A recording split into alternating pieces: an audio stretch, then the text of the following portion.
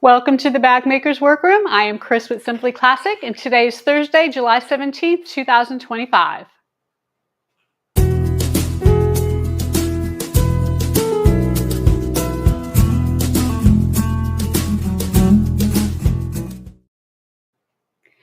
Welcome, everyone. Thank you so much for joining us this Thursday.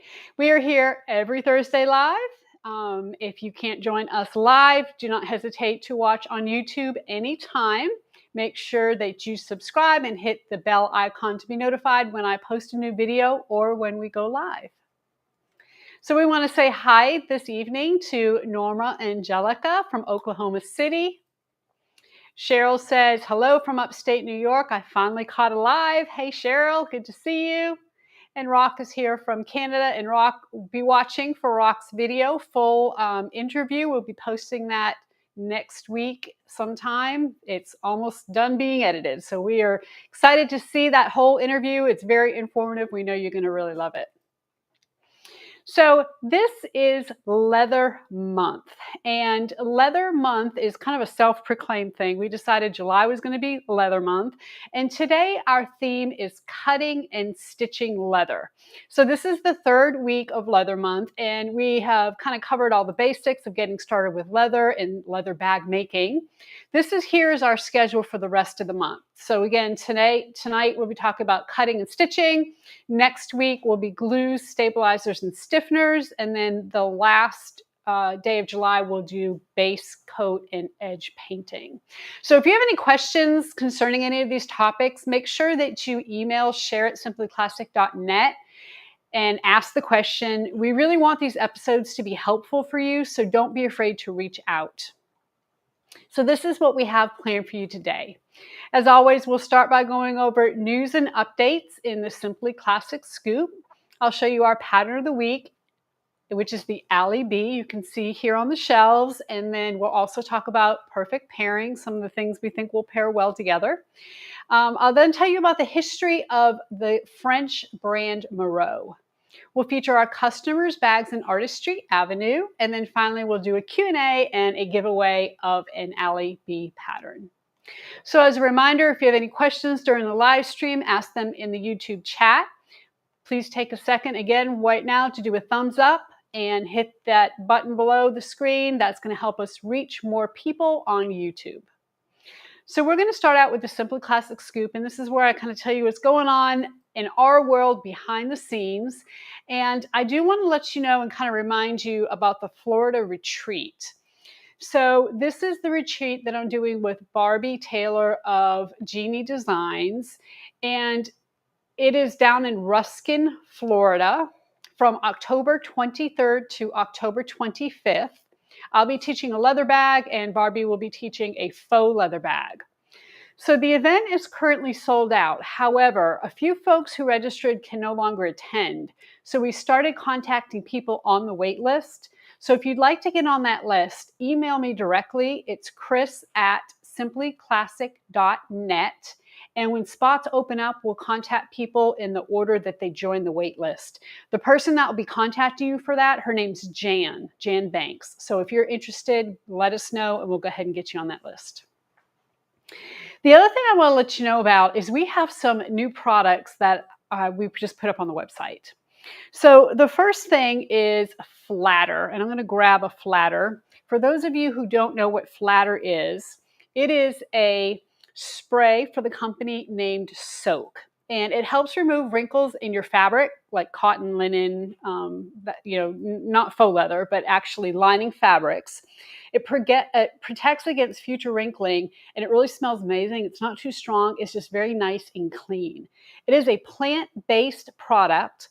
It doesn't have any starch or dyes, so it won't flake or leave any residue. These are $11.99 for a 3-ounce spray bottle, which lasts me about 6 months because, we're only using it on lining. But when you spray this on your cotton and you press it, let me tell you, it gets flat as a pancake. That's why I guess it's called flatter. So the scent is called Lacy, and we just have a limited supply of these. And we just thought we'd go ahead and share them with you since we happen to have them in stock. So check that out.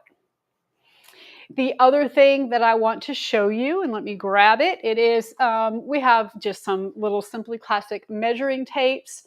It is branded with the SC. It is a fabric retractable measuring tape. You've seen these a lot. It has a button to retract. It has metric and imperial measurements, and it's available for $5.99. Good thing to keep in your purse so that you have something to measure when you go shopping. The last thing I want to tell you about is like the most exciting, and this is classic fuse woven interfacing. So I've been kind of telling you about this for a few months now. We have been working on getting this, and we finally have it in stock. So it's fusible, which means it is heat activated adhesive on the back. It's also sewable, so it's not going to gum up your needle or leave any residue. It's basically an alternative to products like SF101, like the Pellon SF101. You can use it to interface almost any lightweight fabric like cotton, silk, linen, rayon, anything like that. We have 3 sizes available. There's a 2-yard, a 5-yard, and a 10-yard size. And they all come in plastic like this. They're not on a board, so there's not a lot of shipping involved.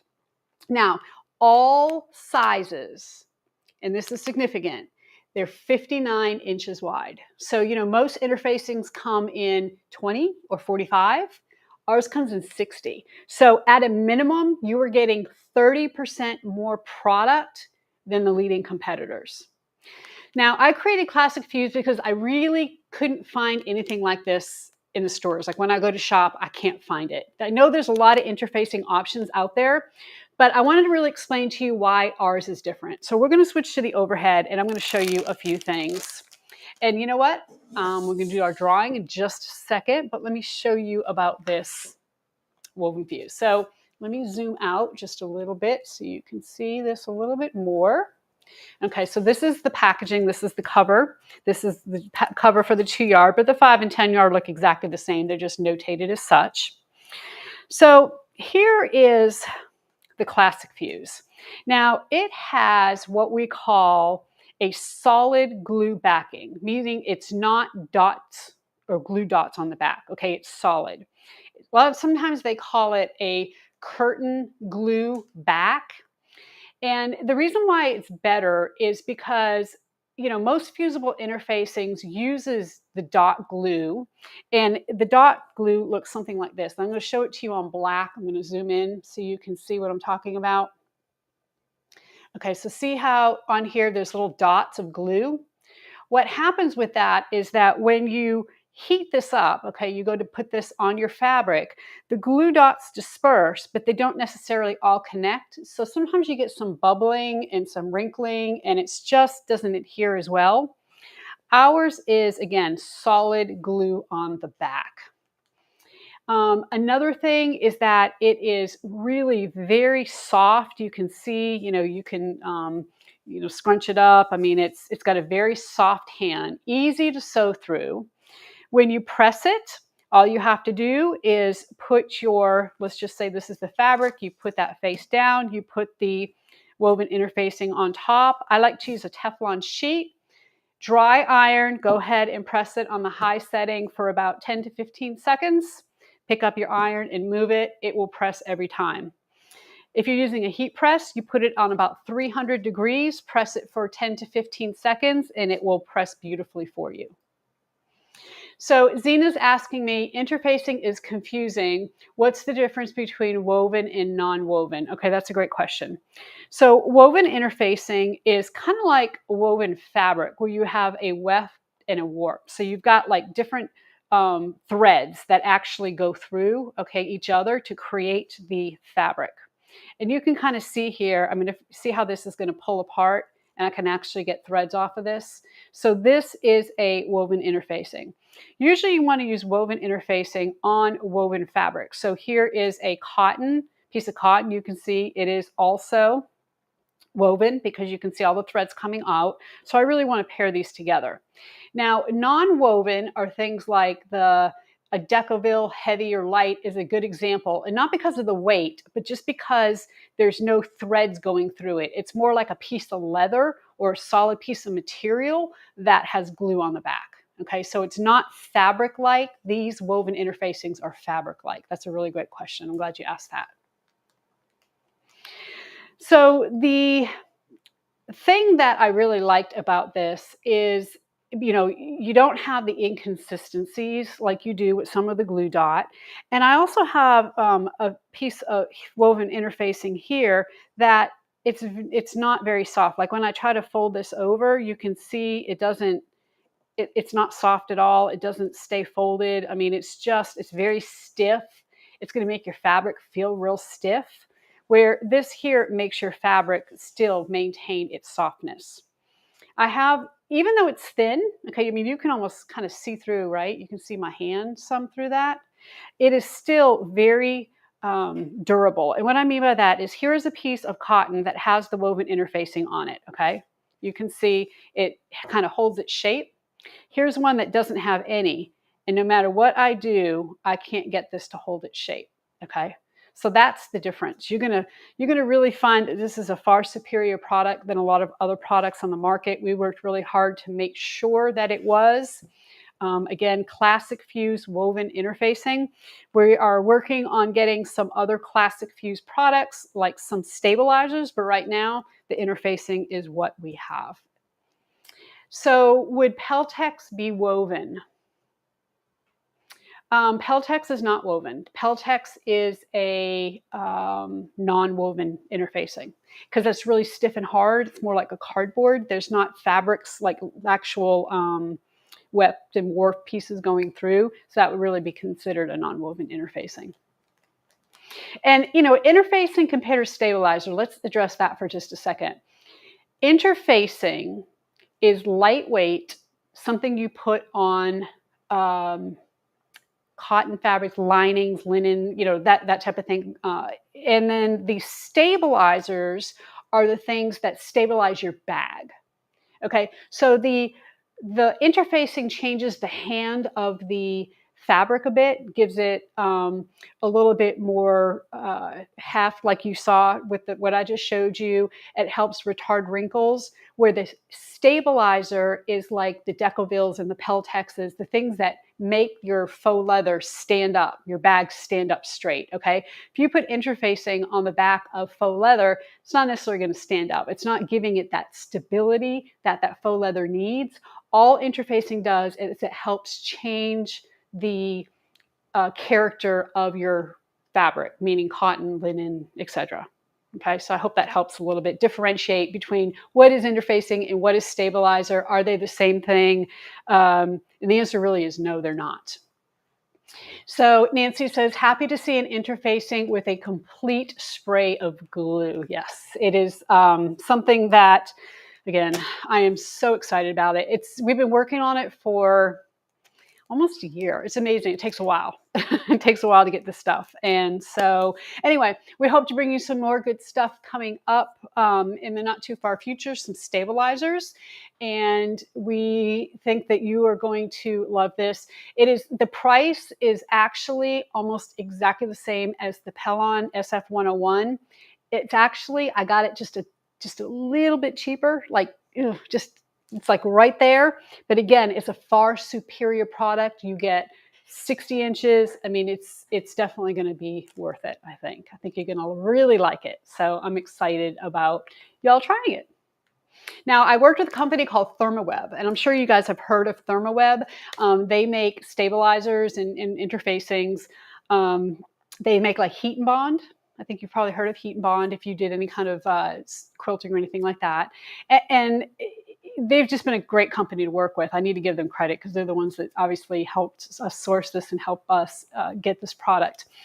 The other thing I want to mention too is this product it was designed for bag makers, okay, because I'm a bag maker. However, you can use it for quilting. You can use it for like cosplay and costume. You can use it for embroidery. I mean, there's a lot of things you can use it for. It's not strictly for handbags.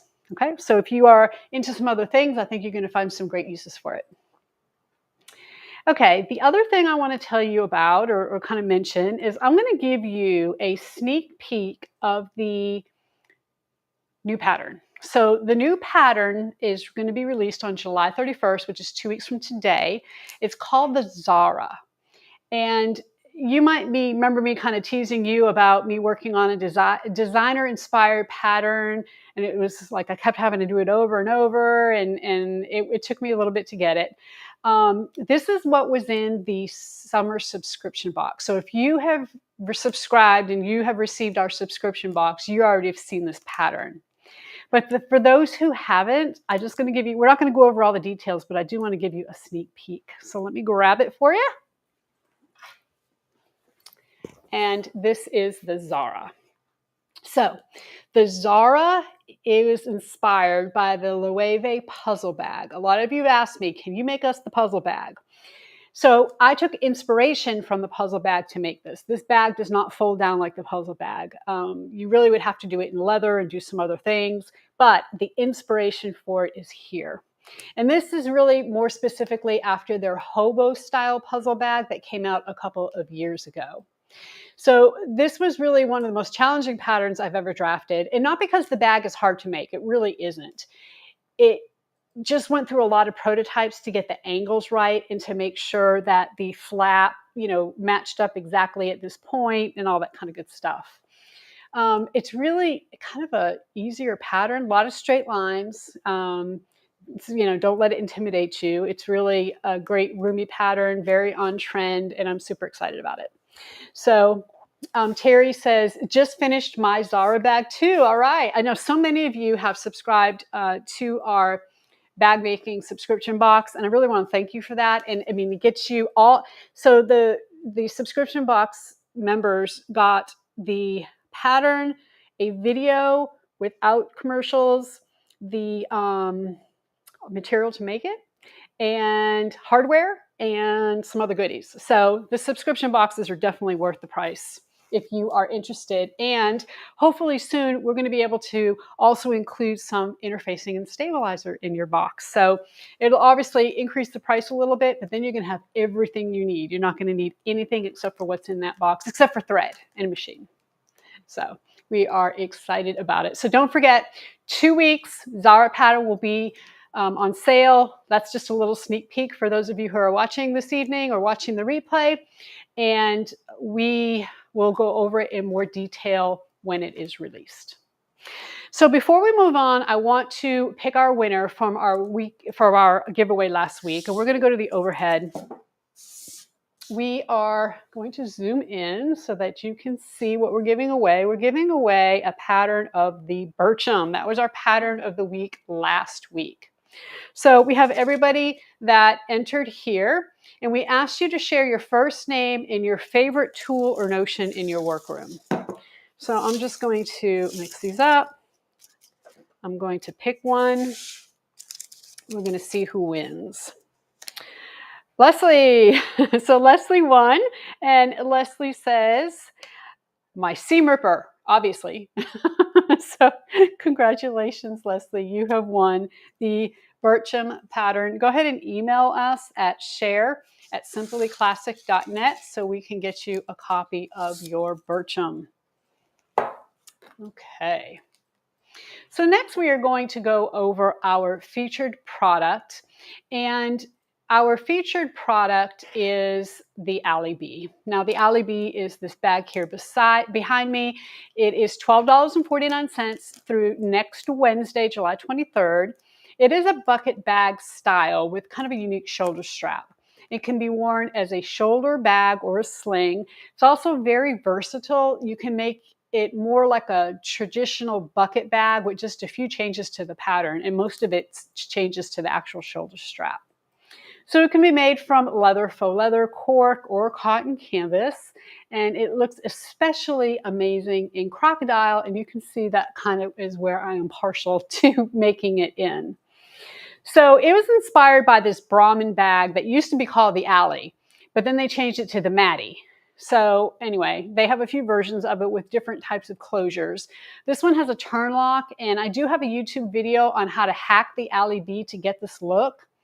That's in the description. It's linked in the description below. And we're going to take a little bit closer look at the AllyBee in the overhead. I'm going to zoom out. so you can see it. So the AllyBee is a bucket bag. Again, it's kind of a unique shape. It has got kind of a slimmer look than most bucket bags. It does have kind of an oval bottom. I did not put purse feet on this, but I do have the pattern written for purse feet. You can see here it's got a shoulder strap that is a little bit different. You know, most bags have straps going from side to side. This one has one going from the front to back. This is decorative, okay? A lot of times when I have people come to a show, they pick this up, they're trying to open the bag this way. That's decorative. So don't be pulling that off. The way you open the bag is you turn this around, you pull the drawstring, and then you open it this way, and then you have your bucket bag. You have a slip pocket on one side, and then of course on the other side a zipper pocket, and as always we also have a key fob. Now, one thing I really like about this pattern is that you also have a nice big slip pocket here in the back. That's going to more than fit your cell phone. I mean, this is a big, nice, wide pocket. This part of the bag is going to be against your back. So it's really secure. I mean, it doesn't, you could put a snapper if you wanted to, but you know, people are going to have to really wrestle you to the ground if they want to steal anything out of your pocket. And hopefully that's not going to happen. The strap is adjustable, okay, so you have a little bit of adjustment here, and I do have a couple different strap sizes in the pattern that you can make this strap as long or as short as you want to make it, you know, fit you.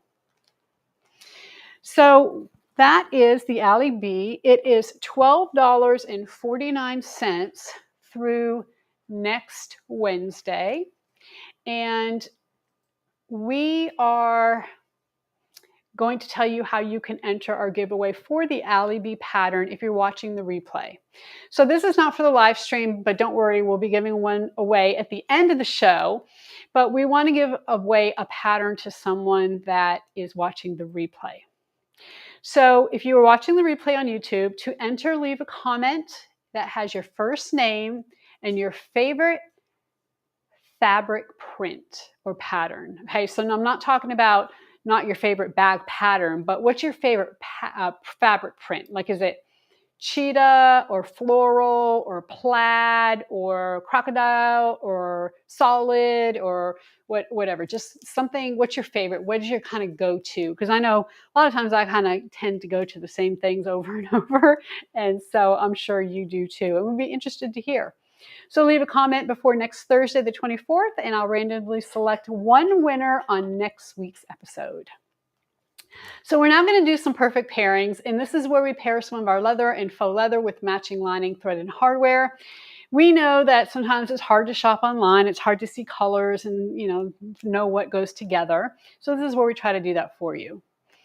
So for our faux leather pairing, we are going to do a faux leather pairing this evening. We have the AllyBee in mind, and so we decided that this cream-colored crocodile ostrich, or like we like to refer to it as crocstridge, would be a great option, especially with summer. Here, you want a light-colored bag, and I think it would be really beautiful. It's a great opportunity to center, certain parts of this on the bag. Now, last week, we featured this new lining we have. It's called Bianca Blue. We really feel like it's going to go great with this bag, so we're featuring it again. We think that's a really good option. Bronze hardware is going to be perfect. And then, believe it or not, we decided for Text 45, the burnt orange was going to be a good color for this. It really matches the kind of brown spots in here. We tested the chocolate brown. It really wasn't as good. We really like the burnt orange better. And then if you're doing it in a Text 70, the Text 70 color we recommend is sand. And of course you could use sand in Text 45 if you prefer, but we just feel like these are really great pairings for an AllyBee or for any bag you might be wanting to cut out. For a leather pairing, move this out of the way, we want to show you, and what we think would be amazing is this eggplant color. Now, last week, we featured kind of a lighter purple color, a lavender color, which was really pretty, but this eggplant is gorgeous as well. So we recommend the Dotty Dots by Tilda. This is in gray, and this happens to be the one we recommended with the lavender as well, but we think it would look really great with the eggplant.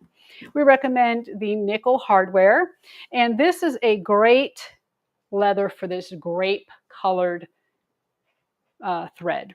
This Tex 45 color grape matches perfectly. Now, if you prefer to do something contrasting, or maybe you want to use a Tex 70, we recommend the light gray. We think it would be great with it. So again, whether it's an AllyBee or some other bag, we really think that these pairings would work great together. Okay. So we're going to move on to Sharpen Your Skills. And in Sharpen Your Skills, it is where we talk about tips and techniques to help you become a better bag maker. And of course, with it being Leather Month, we're talking about cutting and stitching chrome tanned lambskin leather, which is what we sell here at Simply Classic. We have touched a little bit on some of the other kinds of leather. We're going to mention them again tonight, but we really want to focus on this lambskin because it's really close to working with faux leather. If you love working with faux leather and you're a little intimidated by leather, these lambskin hides are perfect for you. So there are a few differences, not a lot, but we're going to talk about them tonight. But the first thing I want to talk about is leather grain, okay?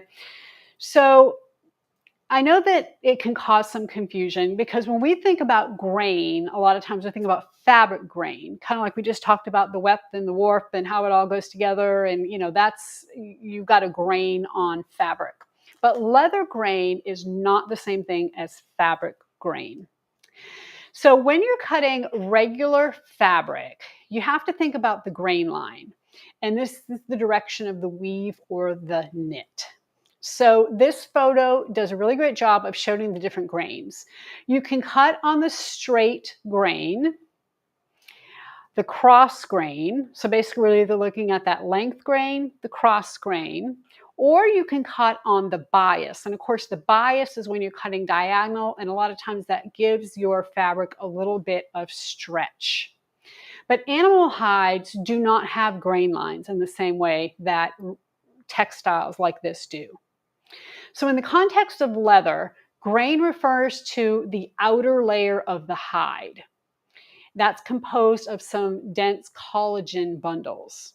So this here is a really great diagram that illustrates the different layers of an animal hide.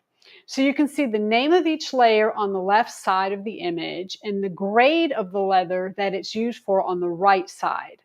So different grades of leather are made from different parts of the hide.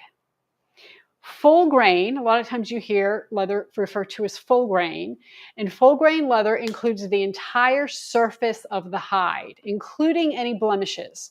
A lot of times full grain leather is not the smoothest or prettiest leather because you have all the markings of, the flea bites, the fights they get in, the fences they get stuck in, whatever it may be.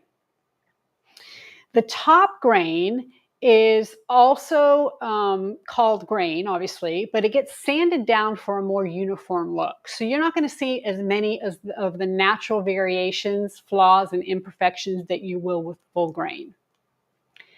Genuine leather is what remains after the grain has been removed. So it comes from a part of the hide called the corium. Now, I use genuine leather to make my bags, and you may have heard that genuine leather is a lower quality, and that's just simply not true. There's high quality genuine leather, just like there's low quality top grain leather. It's true that top grain leather is naturally stronger because the grain acts like a foundation for the other layers, but the strength isn't the only way to measure quality. All grades of leather have their uses, so it really depends on what you want to make and the technique you're using. I get all of our Simply Classic leather from reputable tanneries in Italy that also work with a majority of fashion houses like Balenciaga, so it's genuine leather and it's high quality. So let's get back to the topic of cutting. And let me just back up for 1 second. Here in the United States, we tend to use real leather, the words real leather, and the words genuine leather interchangeably, but that's not correct. Like you just saw from that photo, genuine leather is a specific part of the hide, okay? It's that kind of middle section of the hide. So if you are talking to somebody who knows about leather and is very schooled about leather, and you say, yes, I have some genuine leather, they are going to assume you're talking about that kind of center part of the hide. Typically, the genuine leather has a finish on it. It's been polished, it's been sanded down, kind of like the lambskins that we sell. So when you are talking to somebody and you want to talk about, yes, this is a real leather purse, you really need to say real leather purse or real leather coat or real leather, whatever it is you have. Don't say this is genuine leather. Unless it's from that part of the hide, then you can say it's genuine leather. So you may have a hide that's both real leather and genuine leather, or real leather and top grain leather, or real leather and bonded leather. I mean, either way, real leather is just saying it is animal skin. Okay. So let's move on to cutting. So if you're working with full grain or top grain leather, you might find that it's easier to cut in one direction than another, because different parts of the hide will behave differently because they usually want to follow the same direction that they moved when the hide was on the animal. Okay. But if you're using leather we sell here in the shop, you really don't have to worry about that, again, because we have genuine leather. So most of our hides are chrome tanned. They are real lambskin leather, and it does not need to be skived because it's thin. Again, it's genuine leather, so it does come from that part of the hide. It does not have a grain, and so it's easy to cut in all directions. So I hope that kind of clears up the meaning of grain when it comes to leather. It's not the same as fabric. It's totally different. And it's really something you need to think about if you're using leather. So now these are a few things that you do need to consider when you're cutting and stitching leather. Now, we've kind of talked about grain, and we tell you there is no grain. You don't need to worry about it. When you're looking at our leather hides, there are some things you do need to think about. So that's what we're going to go over now. So we want to talk about cutting tools. We want to talk about pattern pieces. We want to talk about sewing clips, needles, stitch length, and your sewing machine. So referring to cutting tools. So we talked about tools and notions last week. So go back and watch that episode if you missed it. But one thing I really want to reiterate is that you need to keep your tools sharp. So real leather is less forgiving and more expensive than faux, of course, and you don't want to damage your tools with the leather. So to sharpen my tools, I use this product. And I'm going to go to the overhead, and I'm going to show you what this is. This is called Jeweler's Rouge. I'm going to go ahead and zoom in. I'm going to leave this leather here because we're going to use it in just a minute. I got this from Tandy Leather, and basically it's almost like it's not a chalk. It's hard, okay? You can see here it's hard, but it's, I don't know how to describe it. It's almost like chalky without the dust, okay? And what you do is you take this Jeweler's Rouge and you put it on a leather strop. So we're going to show you a photo of what a leather strop is right now. So typically a leather strop is a piece of leather that is adhered to a board. So what you would do is take this Jeweler's Rouge and you would rub it on the leather to get some of the Jeweler's Rouge on the leather. And then from there, what you would do is take your knife or your blade or, whatever you have, and you're going to drag the knife, the part you want to sharpen, downwards on the stroop, okay, to sharpen your tool. So you can find these pretty much, anywhere. Sometimes it's a little piece of like sandpaper type, very fine grit sandpaper. Other times, it's just a piece of leather. It doesn't really matter. This Jeweler's Rouge is going to last you a long time. I've had this for a long, many, many years. And you can see, it's a pretty good piece. And then the more you use it, of course, the more it'll kind of, come down. It's not very expensive. I want to say I paid less than $10 for it.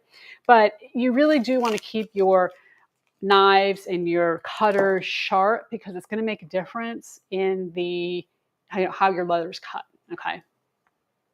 So we're going to move on now to cutting out pattern pieces. And if y'all have any questions as we're going through this, make sure you stop us, you ask them, and we'll go ahead and put it up on the screen because I know it's a lot of information.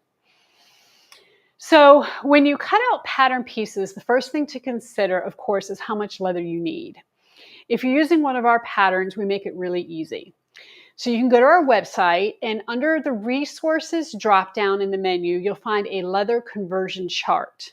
That's going to tell you the minimum square footage of leather that you need for any of our patterns, as well as the recommended amount.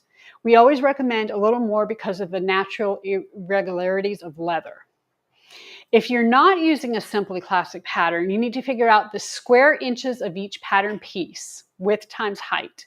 So if you have a pattern piece that's 12 by 12, then you multiply 12 by 12 and you get 144 square inches. And then once you add all of your pattern pieces together, let's say you have two 12 by 12 pieces, okay, you're going to add those together, and now you're going to divide it by 144.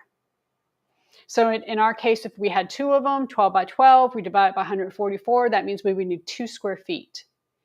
Then we're going to add 30% to that to kind of cover those irregularities and those little pieces of, leather. Because when you measure a hide, it's measuring all the little juts and pieces that are, coming out for legs and all that kind of stuff.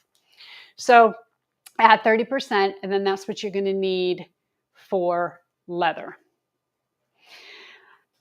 My next tip is for printing out PDF patterns, and it's always check to see if the pattern pieces are cut on the fold.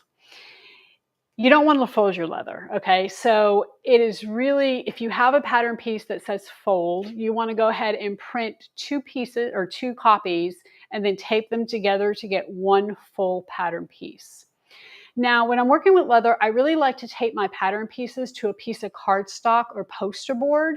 And you can get those from the dollar store, Walmart, or any place like that. It doesn't have to be fancy. And go ahead and glue them to that poster board. And we just use like an Elmer glue stick. Go ahead and get it down, cut it out. And it's going to give you a nice firm pattern piece that won't move around or jiggle or slightly bend when you go to cut out your pattern pieces. Now, because leather doesn't have a grain, you can cut out your pattern pieces however you'd like. They don't all have to face the same direction. As long as you're using a solid color leather. Of course, if you've got, a pattern leather or something, then you want to be a little more careful with that. But if you're using something solid like this eggplant hide I have over here, you can place them however you want. You really want to take advantage of the entire hide. So we're going to go to the overhead for just a second here, and we are going to look at this. I'm going to zoom out, and we are going to look at this hide. Okay, and you can see, of course, we have, little jut outs here and there. You've got one over here. I mean, that's leather, right? That's how it looks. So I'm going to come out maybe just a little bit more. Okay, so let's pretend that we have a pattern piece here. I'm going to grab this. And let's say this is a pattern piece. When you place this pattern piece on this piece of leather, you don't have to place it exactly straight like this or exactly straight like this. You can put it like this to take advantage of this extra little piece of leather here, okay? You can put the next piece going straight. Let's say we have another pattern piece here. You can place it here. And then, I'm going to kind of grab things here. Let's say we have another pattern piece. You can go like this. And you can do whatever you need to get the pieces on your leather to take advantage of the entire hide. And you don't have to worry about grain. As long as you don't have a pattern, you can place these any way you want, okay? So that's something that I teach in the leather classes, the online leather classes that we have, especially when you're doing like handles and straps with these lamb hides. The lamb hides aren't real huge. And a lot of times you have to put those straps kind of crooked or diagonal on the leather hide to take advantage of getting the most out of it and get the longest piece you can. Last thing I want to mention about that is that anytime you're making marks on leather, especially if you're new to leather making, you probably want to make the marks on the back, number one, but also make sure that you're using a leather safe marking tool like our silver marking pen. Okay, you never want to use any kind of fabric pen or anything like that on leather. You want to make sure you're using leather tools when you're working with leather and leather pens. All right, next thing we want to talk about is sewing clips. So for sewing clips, you can use standard Wonder clips, okay? Especially when you're working with this kind of leather in our lambskin, nothing really different about that. I also recommend sew tight magnets, and we're going to go to the overhead. I'm going to show you, and a lot of you probably know what a sew tight magnet is, but in case you don't, basically it is this magnet, kind of magnet clip, I guess you could call it, and you have to twist them to get them apart because they're really strong. Okay, it's got strong magnets on the back, and you've got a piece of basically metal on the other side. So if you take a piece of leather, I'm just going to use this as an example, and you put the magnet on the back and you put this on top, it's holding on and that's not coming off. Okay, so I can go ahead and I can pick this up and I can move it around and that's not going to move at all. So a lot of times you see me use this in videos. These are really great if you're sewing a pocket onto the middle of a bag and you don't want to put pins in it, or you just want to secure your leather. Maybe you want to secure your pattern pieces to the leather. You can go ahead and put the pattern pieces on. Go ahead and put a couple of sew tight magnets, and now, you know, as you stitch or as you cut this out, your pieces are not going to move. Now we've got a link down below for a coupon for a certain percentage off of sew tight magnets, so make sure you go ahead and check that out in the link below. Also make sure you can hear how that grabbed. Make sure your fingers aren't in the way because you're going to pinch your finger on these magnets. They're that strong. Lady Pink says, I like the magnet idea. My Wonder clips fly off if it's thicker. Yes. And I always use these HD ones, the Sew Tight HD. They're a little bit longer. Any of their magnets will really work. It doesn't have to be the HD ones, but I like the HD. It just, you know, they hold a little better. They come in a 5-pack. And basically, I've had the same 5-pack forever. They stick. Once I'm done, I put them on my industrial machine, and they stitch right on. You know, they hold right on there, and it is, you know, super easy. Love these. They're a great addition to your sewing room. I think you'll use them quite a bit. Okay, so now let's talk about stitching. When you are stitching leather, the type of needle is going to depend on the kind of leather you're using. So I'm going to speak for our hides and what you would use for lambskin hides. They're thin, they're soft, and when you're stitching, the needle, like in all cases with leather, the needle perforates the material or like punctures the leather, okay? So when you're stitching with cotton, what happens is the needle goes in and it separates the fibers and it kind of goes in between the fibers, and that's how you stitch. That's why a lot of times your needles are not really like super sharp. They're maybe rounded, especially when working with knits, because you don't want to perforate that material. However, in leather you do.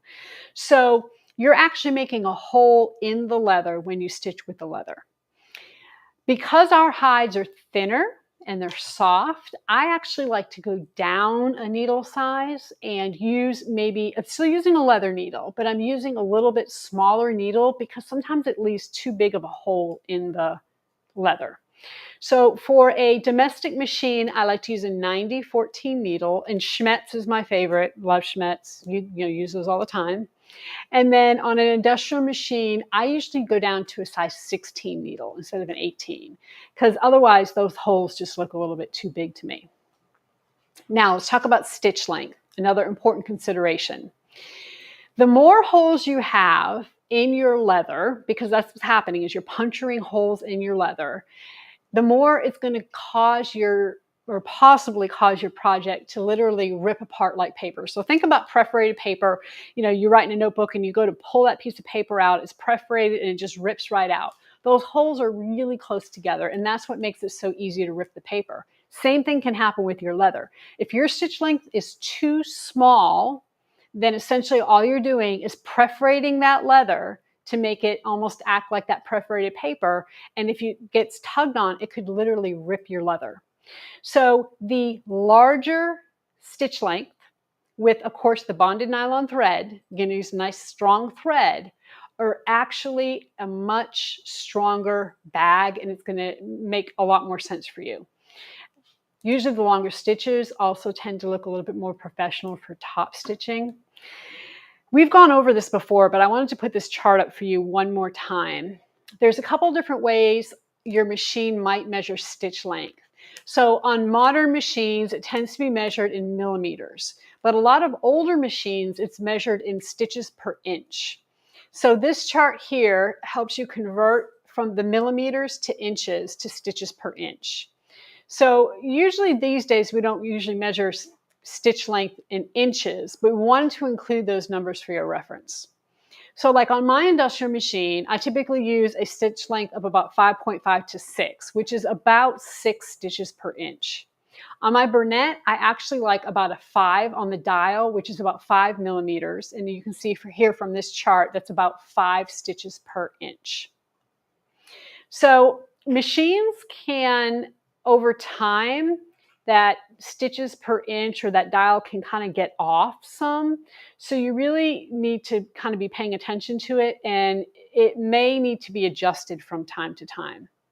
If you're not sure how accurate it is, go ahead and stitch, do a couple inches of stitching, measure out 1 inch and count the number of stitches in that 1 inch section, and it's going to give you your stitches per inch.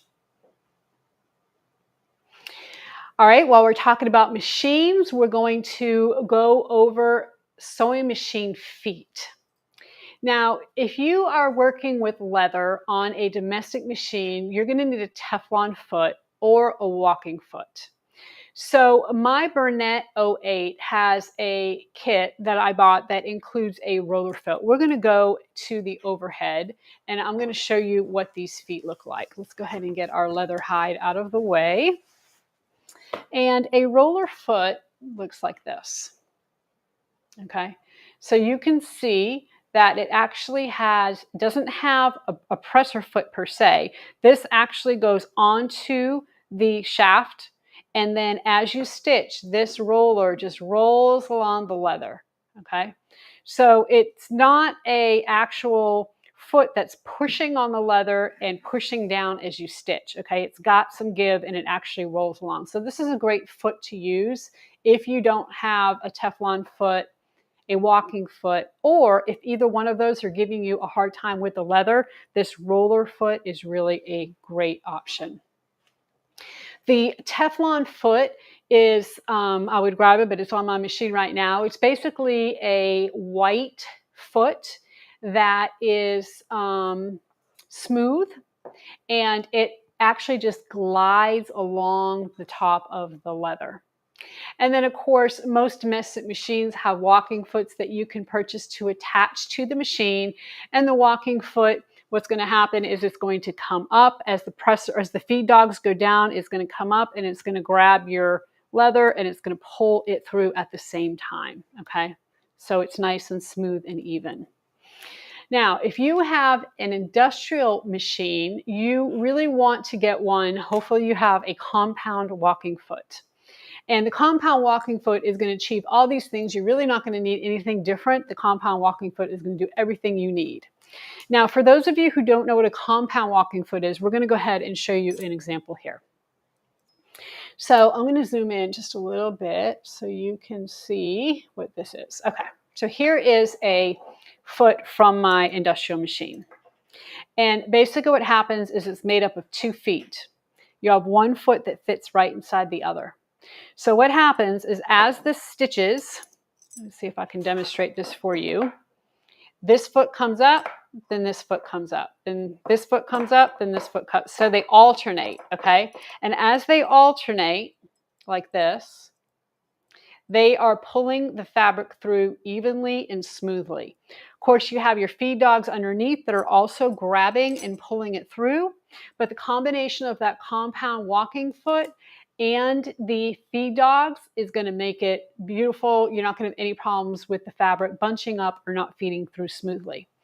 Domestic machines do not have compound walking feet. However, again, as I mentioned just a minute ago, they do have walking feet that you can add that is at least comparable and helps the feed dogs pull that fabric through. Okay. So overall, I know it was a lot to cover, but overall, cutting and stitching our leather is really not that different from using faux leather.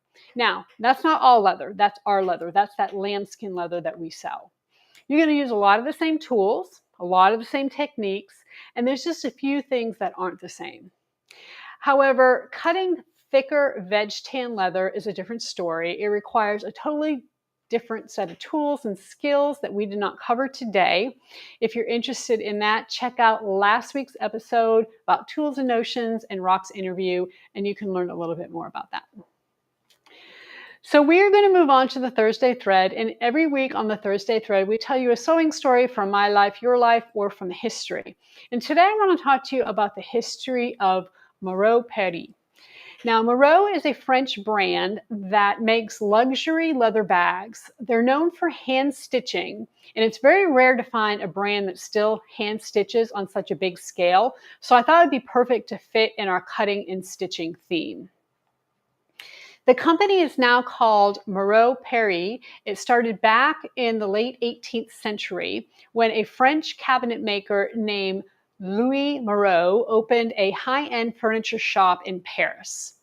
We couldn't find a portrait of him, but we did find his business partner, a metalworker by the name of Martin Bienier, and together they made luxury cabinets for the French aristocracy. Aristocracy, my goodness, can't say that word tonight. You can see a cabinet they made here, and isn't that a gorgeous cabinet? My gosh. They were master craftsmen, and their work was worldwide, especially Bienier's. So after Moreau's death in 1801, his wife and his son, Louis Jr., carried on his legacy. At that time, travel was becoming more accessible and people needed trunks to carry their belongings. Napoleon Bonaparte himself ordered many custom trunks and other pieces from their shop. After Louis Jr. passed away, his son took over the business as well, so it stayed in the family. And you can see this trunk here. And of course, we visited the trunk era, I guess we could call it, with Louis Vuitton and all those different, famous makers that made trunks. And obviously, they were one of them. By the late 1800s, they had opened several retail stores throughout Paris. They created a new leather trunk with their new signature pattern, which was inspired by a basket making and wicker trunk. We can see it here, and I'm going to show you a closer view in just a second. The company continued to be successful over several decades until World War I, when they were forced to stop selling their leather goods. They were unable to recover after the war. And it wasn't until 2011, okay, that's crazy, 2011, that Moreau relaunched as a modern handbag brand. So basically, World War I ended in 1918. So from 1918 to 2011, nothing happened. Almost 100 years, nothing happened. That's kind of crazy. So in 2011, Moreau was acquired by another French leather goods company called Maison Rovnoff. They hired designers from other French fashion houses like Goyard, and they brought the Moreau legacy back to life. They still use the same signature pattern from the 1800s, and it's now available in a bunch of different colors. The bucket bag in the middle looks a lot like our pattern of the week, which is the AllyBee. They're also known for using a combination of machine and hand stitching. However, we couldn't find anything on their website about that. About 5 years ago, they were definitely hand stitching all of their handles and seams. Now, I'm not sure if that's still the case. So if anyone knows, let us know in the chat or in the comments. Either way, this photo is from 2019, and it definitely shows a beautiful hand-stitched handle. The shape of the strap is another signature of theirs, and they even stitch an M for Moreau. That's really beautiful. So of course they don't only do prints. Here's one of their leather bags in a solid blue. They do a lot of contrast linings, and this one has bright red lining. Moreau does make some canvas bags as well. And what does this remind you of? It should remind you of the Louis Vuitton Neverfull. And a fun fact, on their canvas bags, which is what this is, the accents and the handles are made using faux leather made of corn. So this bag actually has no leather on it at all. They occasionally use exotic hides, and this bag is made from real crocodile with calfskin leather interior. So that is about all with Moreau, this company. It was really interesting because their history is really long. I mean, they're back started in the 1800s, but it's kind of brief at the same time because like 100 years is just gone. It's just missing, and it just has to do with the war. And the modern brand has only been around since 2011, but they have a century-long legacy. So very interesting. So next, we're going to move on to Artistry Avenue. And in Artistry Avenue, we feature bags made by you, our customers. Every week, we share bags that were posted in the Simply Classic bag making community on Facebook or email to share@simplyclassic.net. Featured artists will win a PDF pattern of your choice. This is open worldwide. If we feature your bag, you'll have 30 days to email share@simplyclassic.net to let us know which pattern you would like. So now let's take a look at this week's artists. So Helene was inspired by a bucket bag she saw, which was on the left, and this is from the brand Furla. She hacked the AllyBee pattern to make her own version, and she really did a fantastic job. The original AllyBee has a band along the bottom, so she left that off, and she also made a crossbody strap and a short handle just like the inspiration bag. And y'all know I love it when you hack patterns. I love it when you change it up and make it your own, and this is a great example of taking an AllyBee, which looks really not a lot like this at all, and turning it into something different. I love this. So Dottie made this adorable Sorella. I love the material she chose. The pink and the floral are very feminine. She said that she used hardware she just happened to have at home, which is great. I think it's amazing. I love this. I think it's very summer, and I think Dottie lives in Florida. She just did a fantastic job. Fits Florida really well. Absolutely beautiful. And then Loretta made this Julie. Now, the center is a blue lambskin leather and the handles. And then she used the Pendleton wool on the sides. Look at the pattern placement. Isn't it fantastic? That blue lambskin matches exactly. These go perfectly together. I mean, this is amazing. We love this, Loretta. You did a great job. So congratulations to all of our artists. Please email us within 30 days to let us know which PDF pattern you would like. So before we move on to our Q&A, let's give away a PDF copy of our pattern of the week, which is the AllyBee. This giveaway is open for our live stream viewers, and it is open worldwide. All you need to do is type the word bucket in the chat. So bucket, B-U-C-K-E-T. As in bucket bag. Please only enter one time. The computer will pick a winner while we do our Q&A. So let's look at our questions. So Francois emailed me, and she asked me a question. She said, have you ever tested your Tex 70 thread on your Burnett 08 machine? And I thought, I haven't, but let's do it. So that's what we did. We tested it. We're going to go to overhead, and I want to show you what happened. So here is 3 stitches on my Burnett 08. One is done with Tex 45, and 2 are done with Tex 70. And honestly, looking at these, I couldn't tell you which is which. It turned out great. Now, the one that is with the Tex, they're all Tex 70. Let me back up. They're all Tex 70, but one of them has Tex 45 in the bobbin. The other 2 have the Tex 70 in the bobbin. I made no adjustments to the tension of the bobbin, interestingly enough. So I can't tell which is which. They all look fantastic. When I turn this over, the one I did with the Tex 45 has the red bobbin, and then the other 2 have the pink. So this is a Tex 70 in pink in the bobbin with a kind of orangey color at the top. And look at how beautiful that is. This is the Burnett 08 machine, y'all. It looks like industrial stitching, doesn't it? It is absolutely amazing.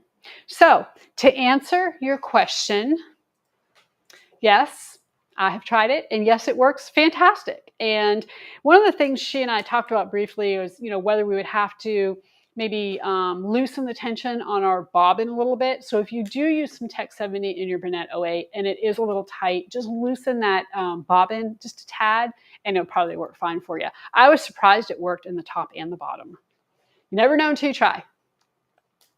So Juanita asked on YouTube, how do you top stitch a smaller bag when you don't have a free arm or cylinder machine? And I'm going to kind of tell you a couple of suggestions I have, but I want all of you out there watching to give suggestions as well, because I know you have some ingenious ways of doing this. When there's a will, there's a way, right? We find out ways to do things. And I want you to help Juanita out and see if you can go ahead and give her some suggestions. But what I suggest is basically two different things. One of them is if you're talking about a domestic machine, you can take that domestic machine and just kind of slide it so that the bed of the machine is off the table slightly, and you can kind of turn it into a free arm of sorts. And so that would be my first suggestion. Otherwise, sometimes you can turn your bag inside out and top stitch it that way. So you're top stitching, when you turn it, you're going to top stitch from the inside, which will be the right side, and then you'll have to turn it back out. So those would be my two suggestions. It can get tough. If it's a really small bag, it can get tough. I fully understand that. So Patricia says, is there something you can use if you have to unstitch and restitch your leather? Can you save the project by putting something in that area, or you will stitch over again and not weaken the seam? So what I have had to do in the past, because let's face it, right, it all happens to us. When I stitch and now there's holes in my leather and I have to take it apart and go back, I literally just try to stitch in the same holes, even if I have to go really, really slow, and I can usually do it. So that would be my suggestion. Even if you have to take some hand stitches, it's worth saving your project to do that. And if you haven't changed your stitch length, once you get the first hole lined up, you should pretty much be able to, do the second, third, and fourth. Now, if you're taking it apart because maybe the line is crooked or something and you're trying to fix that, now you got a little bit of a problem because you're not wanting to go in the same holes. But, as far as can you put anything on it? I mean, you could try to put a little bit of, like maybe just a little bit of like paint or something. It's really hard. Once there's a hole in leather, there's a hole in leather. There's not a whole lot you can do to change that. All right, so we have a winner for the AllyBee, and Jane Jarvis is our winner. So congratulations, Jane. Please email share@simplyclassic.net, and we will go ahead and get you a copy of the AllyBee. Congratulations. So thank you for joining me for the Bag Maker's Workroom. I hope everyone has a safe week. Next week, we're going to talk about glues and stiffeners, and it's a topic that a lot of you have asked about, so I'm really excited to talk about it. Don't forget to submit your Simply Classic makes by posting them in the Facebook group or by emailing share@simplyclassic.net. And please remember to hit that thumbs up button on your way out. Until next week, everybody, happy sewing.